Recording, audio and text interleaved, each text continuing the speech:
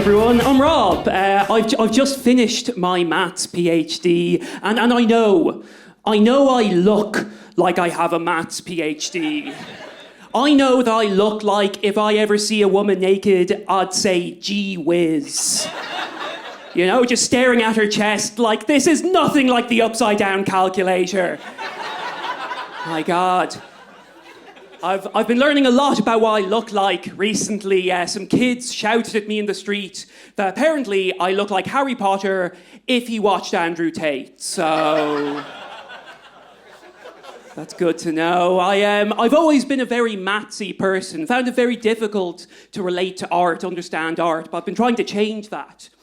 I went to a museum and I saw Goya's black paintings. And if you don't know, these are just supposed to be the saddest paintings that have ever existed. But I was looking at them and I felt nothing. I couldn't feel anything. But then there was one called Man Mocked by Two Women. And I thought, my God, it's like looking in a mirror, my goodness. Finally, art that mimics life, my God. But here's where the painting lost me. I read the little plaque that tells you what your opinion's supposed to be. And it said that art experts think that the man is probably masturbating because his hands are out of frame. And also they think one of the women is masturbating because her hands are out of frame. I don't think you should be allowed to judge paint. Surely it's what's in the frame that matters, you know? I couldn't look at the Mona Lisa and just be like, I couldn't look at the Mona Lisa and be like, wow, she is giving a wicked foot job right now. My goodness. I couldn't look at Starry Night and be like, yeah, it's good, but why'd you paint that man fucking a dog behind the tree? I don't get the symbolism. But yeah, they had people there that you could ask questions about the paintings to, and I said, hey, I don't get how this painting's sexual, I don't understand it. And she said, oh, well, it has to be sexual. The two women are prostitutes. I said, oh, maybe, something about the way they're dressed, I don't know. I said, how do you know they're prostitutes? And she said, well, because there's two of them, and whores always come in pairs. Again, they lost... I think she confused whores with socks. Socks always come in pairs. That's... You know, you're telling me that whenever if I see two women walk past my flat, I'm within my right to lean out the window and scream, you're ruining the neighborhood! Here's something else about me. I'm Irish. I'm in a cross-cultural relationship right now. It's nice. You share things from each other's cultures. I'm Irish, she's Chinese. It's great. Like I've gotten really good at using chopsticks. And she's developed a severe alcohol dependency. But fuck it, it's love.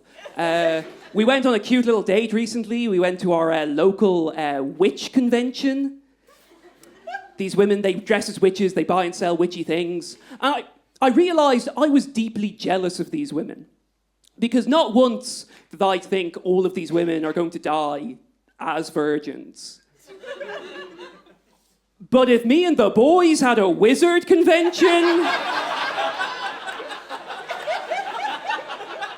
we couldn't escape that persecution. My goodness. Yeah, I don't have time for segues in this set. I've been getting into sexual intercourse lately. I've been buying condoms, and well, first I'll say condoms. They're a very straightforward form of contraception, very direct. Like for women, your choices for contraception are like, what if we just destroy your entire hormonal system? And for men, it's like, what if your penis wore a little hat? Wouldn't that be nice? And a lot of men look at those two choices and they think, well, actually, it feels a little weird when I wear the little hat, so realistically, we got one choice here, darling. Honey, babe. Yeah. Also, I like buying condoms. It's cool.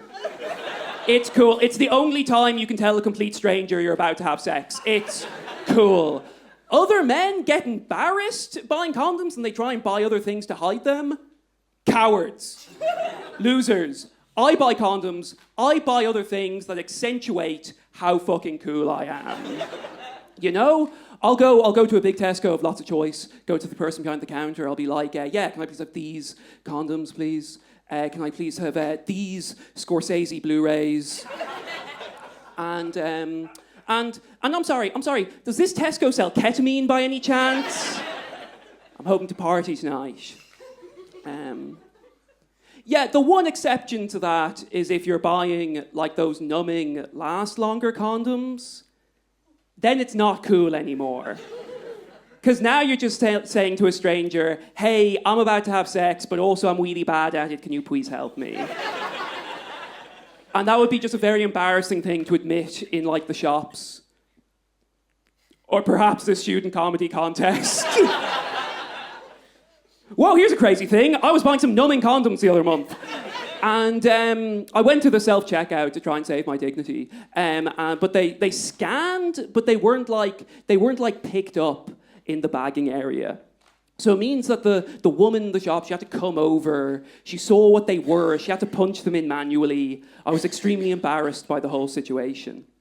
But then I was just doing a regular shop. So coincidentally, I was also buying paracetamol. And I didn't know that in this country, that when you buy paracetamol at the self-checkout, you have to be ID'd. So this woman, she came back over, and I could tell from the way her face changed.